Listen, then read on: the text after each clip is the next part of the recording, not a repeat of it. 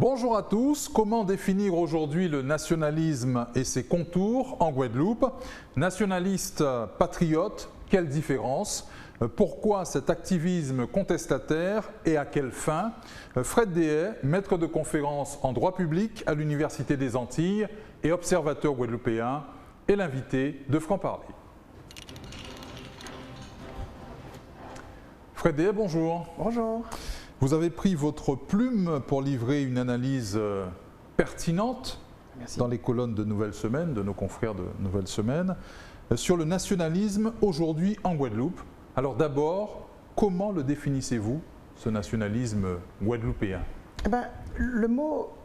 La définition d'un mot, c'est son usage, c'est sa signification dans une langue. Nationalisme, aujourd'hui, ça veut dire quoi? C'est la question que je me suis posée. Et je me suis intéressé aux personnes qui se disent eux-mêmes nationalistes. Et je me suis dit, voilà la situation dans laquelle nous sommes. Nous sommes loin du nationalisme de la fin des années 60. Nous sommes dans un nationalisme un peu identitaire, où on est toujours sur des questions culturelles, des questions d'identité. Ça se rapproche plus de ce qu'on appelle en sciences politiques l'identitarisme, c'est-à-dire on veut défendre sa culture, on veut défendre, mais c'est l'habitude, comme on dit chez nous. Et ces personnes viennent rejoindre les nationalistes à l'ancienne. Donc ça donne un nationalisme qui est en train d'évoluer, mais cette évolution est plutôt dans le sens de l'affadissement. Ah oui, carrément. Vous parlez de nationalisme mou d'ailleurs. Oui, c'est ça. C'est un peu. Disons que d'abord, il n'y a pas de projet politique précis. Ouais. C'est-à-dire qu'aujourd'hui, je vois mes étudiants qui font partie de ce type de mouvement, ils disent oui, je suis nationaliste, je défends l'identité. Et si vous leur demandez si ça implique pour un changement de relation avec le pouvoir central, avec la France, non. Pour eux, ils ne voient pas nécessairement le lien. Et si vous voulez, c'est un peu. C'est très différent de ce que nous n'avions avant, parce qu'avant, au départ, on est sur la rupture. On est sur le drapeau, on est sur l'autodétermination. Ouais, on est sur le casse-code. Voilà. Et aujourd'hui, on est sur un nationalisme qui a presque l'air apolitique, tellement ça n'implique pas de projet politique précis. De même, cela n'implique pas non plus un investissement important. C'est-à-dire que ceux qui se réclament du nationalisme ne sont pas prêts, c'est ce que j'essaie de dire dans l'article, ne sont pas prêts à s'engager dans une lutte qui impliquerait une perte d'avantages matériels. En quoi est-ce un activisme contestataire diffus, comme vous le décrivez, comme vous le définissez? C'est diffus parce que d'ailleurs justement, ça ne concerne pas forcément la relation à l'État. Ça peut frapper sur tous les thèmes. Ça peut frapper sur la santé, ça peut frapper sur la culture, sur l'ARS, sur le préfet, sur la rectrice. Ça peut, voilà, c'est assez diffus. On n'arrive pas véritablement à savoir. C'est un élément qui montre la montée en puissance des revendications nationalistes. Voilà, c'est assez diffus. Et ça se retrouve dans des groupes extrêmement différents d'un bout à l'autre de l'échiquier. C'est-à-dire que vous allez retrouver dans quasiment tous les partis, dans tous les syndicats, dans tous les groupes sociaux. Enfin. Au-delà de la contestation, des revendications identitaires, quelles sont les vraies aspirations alors?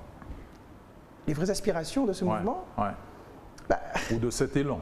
Oui, c'est pas vraiment cohérent, c'est ça le problème. C'est-à-dire que à côté des ultras, et qui eux ne changent pas, vous êtes indépendantistes, vous avez à côté, à l'autre bout, à l'extrême, disons, des personnes qui sont vraiment sur des questions culturelles, sur des, en nous protéger, Sanouni, créole en nous, Goka en nous, enfin.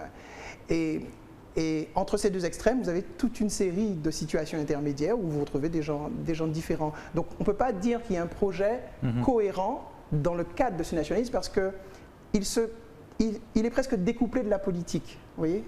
Donc c'est pourquoi, d'ailleurs, les anciens nationalistes, pardonnez-moi l'expression, disons les plus vieux, trouvent parfois que ce n'est pas du nationalisme, en disant oui, mais s'il n'y a pas de projet politique, en quoi c'est du nationalisme? Parce que le nationalisme, c'est une idée politique, ça n'est pas une défense culturelle ou identitaire. Donc vous n'y voyez pas une remise au goût du jour de la pensée indépendantiste, de la volonté de maîtriser notre destin? C'est de la cosmétique. Je ne dis pas que c'est la cosmétique, mais disons que ça n'implique pas, de changement de relation avec l'État, pas nécessairement. Beaucoup de gens se disent nationalistes sans jamais impliquer pour eux un changement de relation avec l'État. Nationalisme, patriotisme, où se situe la nuance? La question est difficile. J'ai un peu de mal. Disons qu'il y a moins de gens qui se disent patriotes que de gens qui se disent nationalistes. Sans doute parce que patriote, ça coûte un peu plus. Sans doute patriote, ça demande un investissement beaucoup plus important que le nationalisme d'aujourd'hui. Je ne sais pas, j'aurais beaucoup de mal à faire c'est plus engageant, être patriote. Je suppose. Mais reconnaissez que dans les deux cas, on ne voit pas le projet politique précis. Oui, c'est plus simple quand vous rencontrez une personne qui vous dit, comme un de vos confrères, moi je suis indépendantiste, c'est clair. Rencontrer une personne qui vous dit, moi je suis autonomiste, c'est clair. Vous savez de quoi il parle. Aujourd'hui, quand il vous dit, je suis nationaliste, vous ne savez pas exactement de quoi il parle. Et un de nos problèmes, c'est que souvent, enfin généralement, dans notre culture, on se pose en opposant. On se pose qu'en opposant. Donc, à partir du moment où l'État est de plus en plus décentralisateur, il nous coupe un peu l'herbe sous le pied. Et parce que lui aussi, cet État, il veut vous donner des responsabilités. Et plus vous donnez des responsabilités, plus vous avez du mal à vous opposer à lui, parce qu'au fond, c'est ce que vous voulez au départ. Et ça rend le jeu un peu difficile. Oui. Alors, s'il est un parti qui devrait logiquement surfer sur cette tendance, je ne veux pas parler de tendance lourde, mais sur cette tendance, tout simplement, c'est bien GUSR. Or, on a le sentiment qu'il se fait déposséder d'une partie de son fond idéologique. Là. Je ne sais pas pourquoi vous dites ça, puisque d'abord, le GUSR n'est pas un parti nationaliste. Je ne sais pas. Vous allez demander à Guy Losbar. Moi, je suis autonomiste.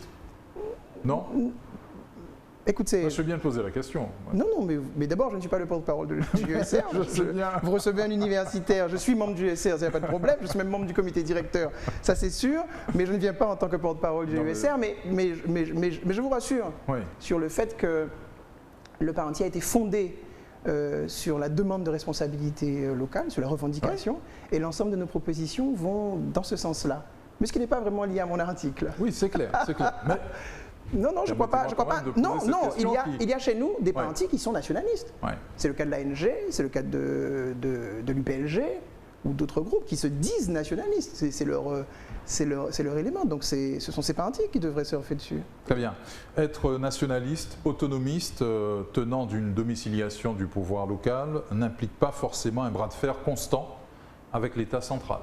Mais pas du tout. D'abord parce que l'État veut décentraliser davantage, donc il n'y a aucune raison d'être toujours en désaccord, c'est même un mauvais signe. Si vous avez toujours une position de désaccord à l'égard de l'État, ça veut dire que vous n'êtes pas toujours en réflexion, ça veut dire que vous avez une position systématique qui n'a rien à voir avec ce que l'État fait. Mais pire, c'est que chez nous, parfois, il y a une contestation de l'autorité qui confine à l'anarchisme. On a le sentiment que ce n'est même pas du nationalisme. Lorsque vous écoutez certains groupes politiques, qui sont soit contre les impôts, contre les radars, ou contre, on ne sait pas, on se dit oui, mais si nous étions indépendants, nous aurions aussi des impôts et des radars. Il faut savoir de quoi on parle. Est-ce que vous êtes contre l'État français ou est-ce que vous êtes contre l'État tout court? Et là non plus, on n'est pas toujours sûr. Hein, je veux dire, ce n'est pas le thème évidemment de mon article, mais on n'est pas toujours certain. En tout cas, bon, parfois on est, non, mais parfois on est au bord de l'anarchisme, c'est-à-dire c'est parfois le refus de l'État. Le risque, il est là. Mais bien sûr, vous avez des personnes qui contestent constamment l'État. Sans se dire que, mais si nous étions un État, nous aussi, nous aurions une politique de santé, nous aurions une politique contre la délinquance, nous aurions des impôts, nous aurions un système de contrôle routier, nous aurions, comme tous les États, si vous allez à Trinidad, à Barbade, ça existe partout, il y a un État. Je sais pas, vous voyez, et ça c'est important parce que, à partir du moment où le nationalisme est découplé de la question politique, vous avez du mal à saisir la cohérence. Et donc vous retrouvez toute espèce de revendications ou de personnes qui peuvent se draper dans l'idée de nationalisme alors qu'ils ne sont pas du tout nationalistes. Parfois, ils sont autonomistes, parfois, ils sont identitaristes, d'autres fois, ils sont carrément anarchistes. De la même manière, il n'y a pas d'incompatibilité à être leader indépendantiste actuel ou ancien, tout en étant un pro-vax qu'il assume. Non, il n'y a pas. La question d'être pro-vax ou pas, c'est une question politique. Hein. Ça ne concerne pas la relation que la Guadeloupe a avec la France. Hein. Absolument pas. Ce n'est pas un thème du nationalisme. Voilà.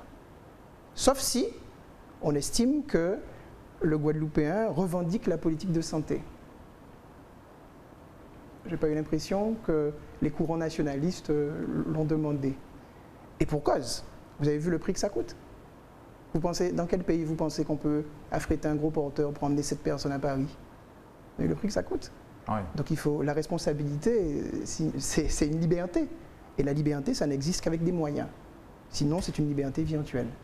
Donc non, on peut être, à mon avis, on peut être ancien leader, comme vous dites, ou terroriste, ou quelque chose comme ça, et être pro-vax, ça ne me choque pas.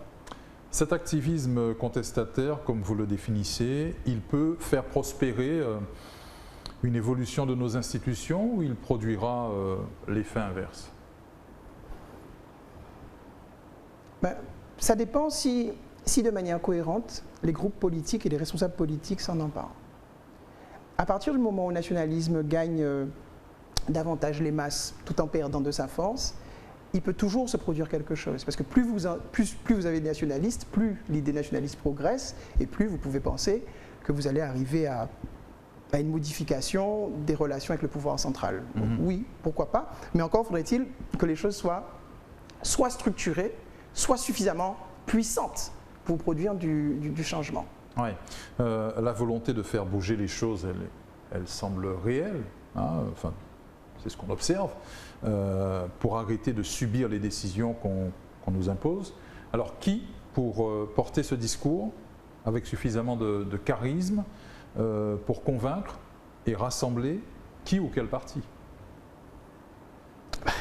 Je ne reviens pas à GUSR. Non mais il y a des partis qui se disent nationalistes, c'est leur boulot. Est-ce que ce courant peut faire bloc? Est-ce qu'il y a une... Voilà.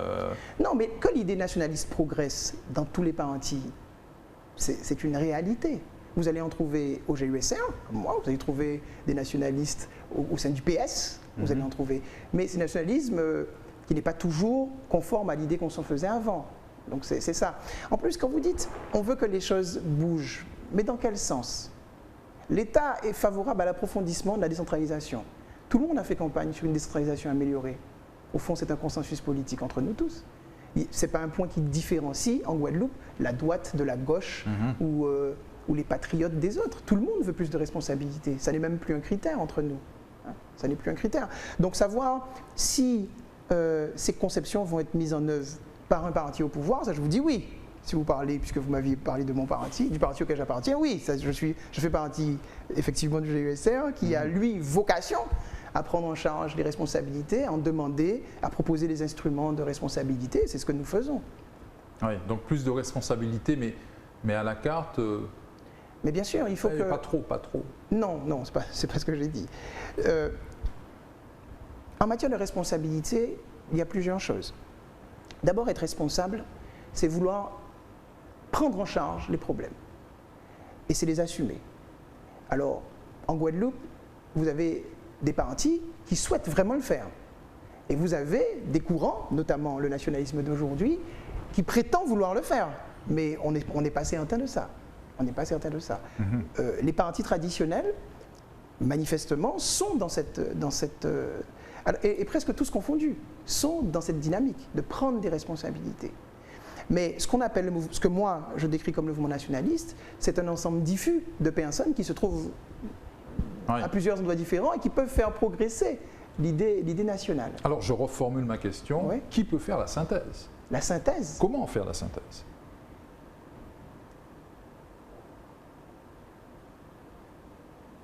Votre silence en dit long. Non, mais c'est pas ça. C'est-à-dire que ce que je cherchais à faire, c'est de décrire une réalité. Là, vous me demandez de me projeter en indiquant qui peut faire la synthèse. On a des courants diffus, on a une volonté, bon voilà, visiblement d'aller dans un chemin. Mais bon, il faut rassembler. Mais vous savez... Pour que ça prenne de la cohérence et du sens. Mais encore faudrait-il que le peuple veuille ça. C'est ça, c'est d'abord ça. C'est-à-dire qu'il faut d'abord que le peuple comprenne ce que l'on veut. Vous voyez, la Guadeloupe a des problèmes. La Guadeloupe a gros problèmes. Par exemple, la paupérisation, le risque de grande pauvreté. Le Guadeloupéen est confronté au problème de sécurité, il est confronté à sa projection dans l'avenir. Et est-ce qu'il trouve dans le nationalisme ses réponses? Je ne suis pas certain de ça. Ce que je sais, c'est que pays en nous pas faux. Donc, il vote d'une certaine manière et il s'assure de ce qu'il avance à petits pas, mais il avance. Ça n'est pas un pays où on est dans le statu quo, chez nous ça n'existe pas. On avance sans cesse. Alors, ce que nous espérons sans doute, c'est que des personnes nouvelles viendront faire cette synthèse. Pourquoi des personnes nouvelles? Parce que ce sont des personnes qui assument le passé et qui voient différemment. J'espère que c'est ma génération, plutôt que celle qui suit, parce que je suis censé travailler pour celle qui suit. Mais ça vient avec des hommes nouveaux. Parfait. Fred Deshayes, merci d'avoir répondu à nos questions avec franc-parler. Merci beaucoup de m'avoir invité. Merci à vous pour votre fidélité. L'actualité continue sur Éclair TV.